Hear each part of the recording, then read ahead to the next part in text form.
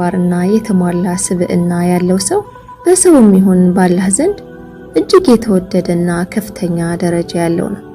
አሰላሙ አለይኩም ወራህመቱላሂ ወበረካቱ። ውድና የተከበራችሁ የቻናሌ ተከታታዮች በዛሬው ፕሮግራሜ ማራኪ ስነ ምግባርና የተሟላ ስብዕና በሚል ርዕስ ዳግም ብቅ ብያለሁ። እስከ ፕሮግራሙ ፍጻሜ አብራችሁን ተቆዩ ዘንድ በአክብሮት ጋብዛለሁ። ነብዩ ሰለላሁ ዐለይሂ ወሰለም አንደበተ ርቱዕ የተዋጣላቸው ንግግር አዋቂ፣ በገለጻ ችሎታ አቻ የለሽ ነበሩ። በዚህ ረገድ ከፍ ያለ ደረጃ ነበራቸው። ንግግራቸው ግልጽና ቀጥተኛ፣ በስርዓት የተዋቀረ፣ ያልተወሳሰበና በቅጡ የተመጠነ ነበር። የሁሉንም የአረብ ጎሳዎች ዘዬዎች ያውቁ ስለነበር ሁሉንም ጎሳ በሀገሩ ዘዬ ያናግሩታል፣ በቋንቋ ያወያዩታል። ንግግራቸው የገጠሬዎችን የቋንቋ ጥንካሬና ውበት፣ የከተሜዎችን የቃላት ምርጫና አሰካክ ያዋሃደ ነበር። ከዚህ ሁሉ በላይ በወህይ አማካኝነት የተላበሱት ብርቱ ጉልበት ነበራቸው። ነብዩ ሰለላሁ ዐለይሂ ወሰለም እጅግ ሲበዛ ሆደ ሰፊ፣ መበቀል እየቻሉ ይቅር ባይ፣ በመከራ ጊዜ ታጋሽ ነበሩ። አላህ ሱብሓነሁ ወተዓላ በውብ ባህሪ ቀርጿቸዋል። ሆደ ሰፊ ሁሉ የሚሳሳትበት፣ ታጋሽ ሁሉ የሚገድፍበት አጋጣሚ ይከሰታል። እርሳቸው ግን ትዕግስታቸው በመከራው ልክ ይጨምራል። አይሻ ረዲየላሁ ዐንሃ እንዲህ ሲሉ አስተላልፈዋል። የአላህ መልእክተኛ ሰለላሁ ዐለይሂ ወሰለም ከሁለት ነገሮች አንዱን እንዲመርጡ እድል ከተሰጣቸው ይበልጥ ገርና ቀላል የሆነውን ይመርጣሉ፣ ኃጢአት እስካልሆነ ድረስ። ኃጢአት ከሆነ ግን ከማንም በላይ ይርቁታል። ለራሳቸው ተበቅለው አያውቁም። የአላህ ሱብሓነሁ ወተዓላ ወሰን ሲጣስ ግን ላላህ ሲሉ ይበቀላሉ። ከቁጣ በጣም የራቁ፣ ቶሎ የሚደሰቱ ሰው ነበሩ። እጅግ ሲበዛ ቸር ነበሩ። ድህነትን የማይፈራ ሰው አይነት አሰጣጥ ይሰጣሉ። ኢብን አባስ ረዲየላሁ ዐንሁ እንዲህ ብለዋል። ነብዩ ሰለላሁ ዐለይሂ ወሰለም ከማንም በላይ ቸር ነበሩ።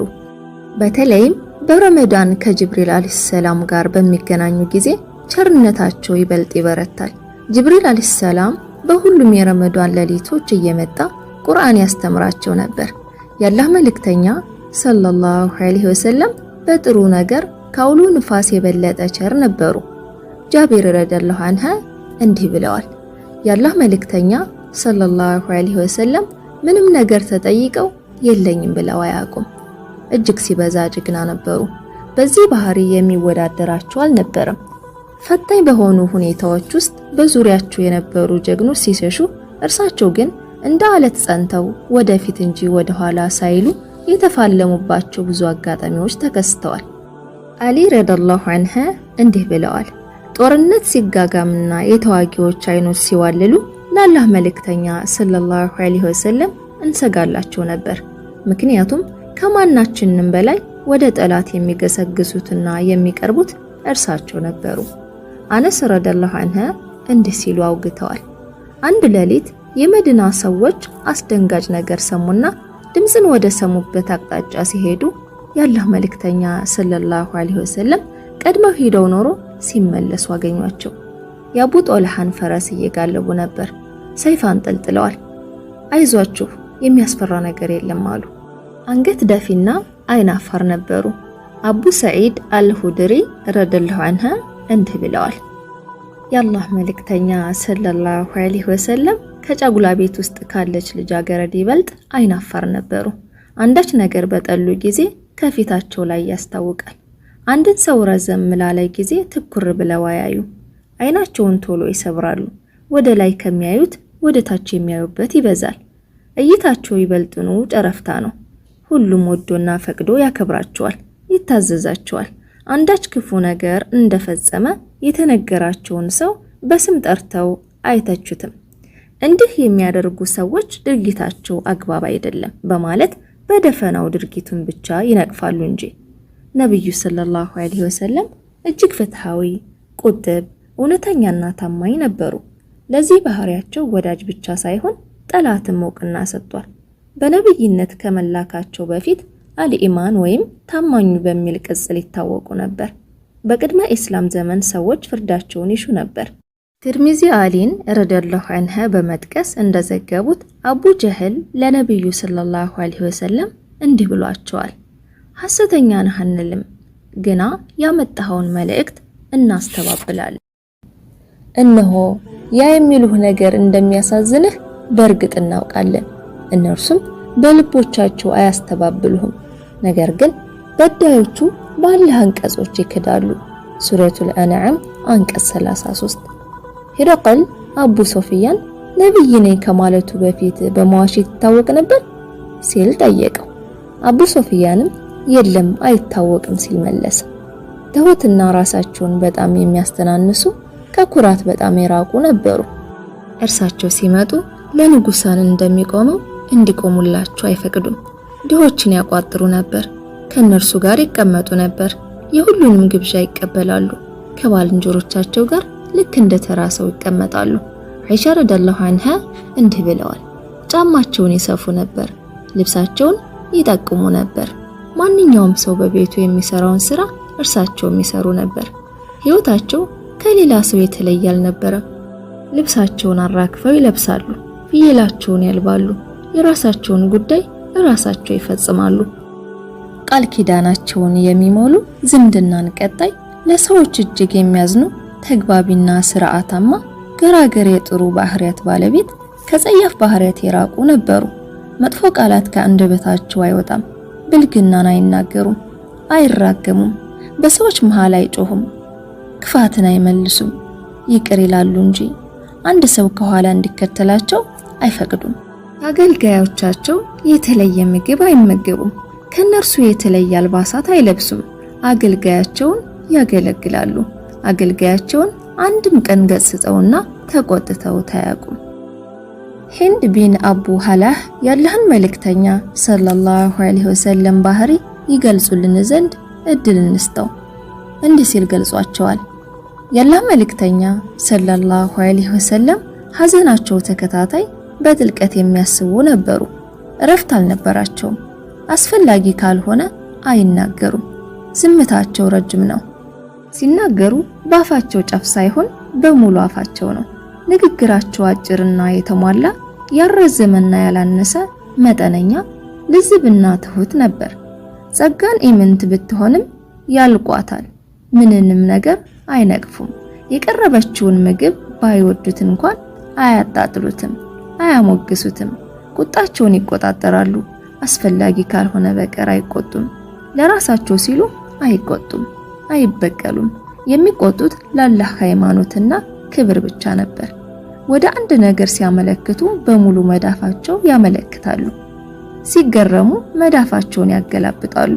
ሲቆጡ ይዞራሉ። ሲደሰቱ አይናቸውን ይሰብራሉ። ሲዞሩ ሙሉ አካላቸውን ያዞራሉ። ሳቃቸው ከፈገግታ ያለፈ አይደለም። ፈገግ ሲሉ በረዶ የሚመስለው ጥርሶቻቸው ይገለጻሉ። በሚመለከታቸው ጉዳይ ካልሆነ በቀር ምላሳቸውን ይሰበስባሉ። ከባልንጀሮቻቸው ጋር ይስማማሉ፣ ይጣጣማሉ፣ አይለያዩም። በወገኖቻቸው ዘንድ የተከበሩ ሰዎች ከእርሳቸውም ዘንድ ይከበራሉ። ለወገኖቻቸውም ገዢዎች ይደረጋሉ። ሰዎችን በሚያስጠነቅቋቸውና እርሳቸውን በንቃትና በጥንቃቄን በሚያዩቸው ግለሰቦች ላይ እንኳን ፊታቸውን አያጨፈግጉም። ባልንጀሮቻቸውን ይጎበኛሉ። ስለ ሰዎች ደህንነት ይጠይቃሉ። ጥሩን ነገር ያጸድቃሉ፣ መጥፎን ነገር ደግሞ ይኮንናሉ። ዝቅ አድርገውም ይመለከቱታል። ሁሉ ነገራቸው ሚዛናዊ ነው። ከሌሎች የተለየ ነገር አይለብሱም። ሌሎች እንዳይሰለቹ ይጠነቀቃሉ። ከእርሳቸው ዘንድ ለሁሉም ነገር ጊዜ አለው። ሁሉንም ነገር በትክክለኛ ጊዜው ይፈጽማሉ። እውነት ዓላማቸው ነው። እናም ለእርሱ ሲባል መደረግ ያለበትን ሁሉ ሳያደርጉ አይቀሩም። ይህን ኃላፊነትም ለሌሎች ብቻ አይተውም። ካጠገባቸው የሚገኙ ሰዎች ምርጦች ናቸው። ከእርሳቸው ዘንድ በላጩ ይበልጥ ታማኙ ነው። ከእርሳቸው ዘንድ ታላቁ ይበልጥ ተግባቢ፣ አገልጋይና አጋዥ የሆነው ነው። ሲቆሙም ሆነ ሲቀመጡ አላህን ያወሳሉ። ለእርሳቸው የተለየ መቀመጫ ቦታ አይሹም። ከአንድ ስብስብ ሲደርሱ ክፍት ካገኙበት ቦታ ይቀመጣሉ። ሌሎችም እንደዚሁ እንዲያደርጉ ያዛሉ። በዙሪያቸው ላሉት እኩል ክብር ይሰጣሉ፣ እኩል እንክብካቤ ይለግሳሉ። ለአንዱ የተለየ ቦታ የሰጡ እንዳይመስል ይጠነቀቃሉ። ለጉዳይ ያስቀመጣቸው ወይም ያስነሳቸው ሰው እስኪዞር ድረስ በትዕግስት ይጠብቁታል። እርሱ ካልዞረ አይዞሩም። አንዳች ጉዳይ ለጠየቃቸው ሰው ከቻሉ ጉዳዩን ይፈጽሙለታል፣ ካልቻሉ በመልካም ቃል ይሸኙታል። ችሮታቸውና ባህሪያቸው ሁሉንም ሰዎች አዳርሷል። ለሁሉም አባት ነበሩ። ሁሉም ከእርሳቸው ዘንድ በመብት ረገድ እኩል ነው። አላህን በመፍራት ብቻ ይበላለጣሉ። እርሳቸው ያሉበት ቦታ የሆደ ሰፊነት፣ የትህትና፣ የትዕግስትና የታማኝነት ቦታ ነው። ከእርሳቸው ዘንድ ጩኸት አይሰማም፣ ጫጫታ አይደመጥም፣ የምላስ ወለምታ አያሰጋም። ታዳሚዎች አላህን በመፍራት ይተዛዘናሉ፣ ትልቅን ያከብራሉ፣ ለትንሽ ያዝናሉ፣ ባለጉዳዩን ይረዳሉ፣ እንግዳን ያለምዳሉ። ነብዩ ሰለላሁ ዐለይሂ ወሰለም ሁሌም ብሩህ፣ የማይከብዱና ልስልስ ነበሩ። ከርዳዳ ወይም ቆፍጣና አልነበሩ። አይጮሁም፣ ጸያፍ ቃል አይናገሩም፣ ነቀፌታም ሆነ የተጋነነ ሙገሳ አያውቁም። የማይፈልጉትን ያልፉታል፣ ግና በእርሳቸው ተስፋ አይቆረጥም። ራሳቸውን ከሶስት ነገሮች ጠብቀዋል። ከይሉኝ፣ ከማጋበስና በማይመለከታቸው ጉዳይ ውስጥ ከመግባት ሰዎችንም ከሶስት ነገሮች ታድገዋል። ሰው አይነቅፉም፣ አያነውሩም፣ ነውርን አያነፈንፉም፣ ምንዳ የሚያስገኝ ካልሆነ በቀር አይናገሩም። ሲናገሩ አድማጮቻቸው ከራሳቸው ላይ በራሪ ያረፈባቸው ያህል በንግግራቸው ብርታት አንገታቸውን ይደፋሉ። እነርሱ የሚናገሩት እርሳቸው ዝም ሲሉ ብቻ ነው። ከእርሳቸው አጠገብ ወግ መነጣጠቅ የለም። ከእርሳቸው አጠገብ የተናገረ ታዳሚዎች በጥሞና ያዳምጡታል፣ ንግግሩንም ያስጨርሱታል። ሌሎችን በሚያስቀው ይስቃሉ፣ ሌሎችን በሚያስገርመው ይገርማሉ። የባይተዋርን ከርዳዳ ንግግር ይታገሳሉ። እንዲህ ይሉ ነበር፣ አንድ ባለ ጉዳይ አንዳች ነገር ሲፈልግ ካያችሁት የፈለገውን ነገር እንዳገኝ እርዱት። ለውለታቸው ውለታ ከፋይ ከሆነው አምላክ እንጂ ከሰውየው ምላሽ አትፈልጉ። ኸዲጀት ቢን ዘይድ እንዲህ ሲል አውግቷል። ነብዩ ሰለላሁ ዐለይሂ ወሰለም አብረዋቸው ከተቀመጡ ሰዎች መካከል ይበልጥ የሚከበሩ ሰው ነበሩ። ዝምታን ያበዙ ነበር። አስፈላጊ ካልሆነ አይናገሩም። ዋው ያልሆነ ንግግር ከተናገረው ሰው ራሳቸውን ያገላሉ። ሳቃቸው ፈገግታ ነበር። ንግግራቸው ግልጽና የተሟላ ነበር። ከመጠኑ ያጠረም የረዘመም አልነበረም። ባልንጀሮቻቸውም ከእርሳቸው አጠገብ ሲሆኑ እርሳቸውን በማክበርና አርአያነታቸውን በመከተል ሳቃቸው ከፈገግታ ያለፈ አልነበረም። በጥቅሉ ነብዩ ሰለላሁ ዐለይሂ ወሰለም እጅግ የተዋቡና ምሉእ ባህሪያትን የተላበሱ ነበሩ። አምላካቸው ስብዕናቸውን አሳምሮ ቀረጸው።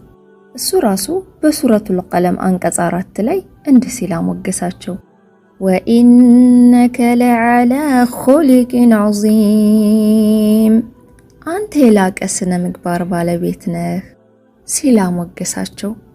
እነዚህ ባህሪያት የሰዎችን ቀልብ በቀላሉ እንዲቆጣጠሩ፣ ስሜታቸውን እንዲገዙ አስቻሏቸው። ልቦች በፍቅር የሚያረግዱለት ታላቅ መሪ አደረጓቸው። የወገኖቻቸውን እንቢታ አለዝበው ወደ አላህ ሃይማኖት በገፋ እንዲጎርፉ አስገደዷቸው። ከላይ የተወሰኑት ባህሪያት ከነብዩ መሐመድ ሰለላሁ ዐለይሂ ወሰለም አንጸባራቂ ስብዕና ውስጥ እጅግ ጥቂቶቹ ብቻ ናቸው። ድንቅ ማንነታቸውን በተሟላ መልክ መግለጽ ቀርቶ መረዳት ይከብዳል። በዚህች ዓለም ውስጥ ከኖሩ ሰዎች ሁሉ የላቁትንና የምሉዕነትን የመጨረሻ ከፍታ ደርሰው በባህሪያቸው ቁርአንን ራሱን የሆኑትን የእኚህን ታላቅ ሰው ማንነት በተሟላ መልክ የመረዳት አቅም ማን ሊኖረው ይችላል? ወሰላሙ አለይኩም ወራህመቱላሂ ወበረካቱ።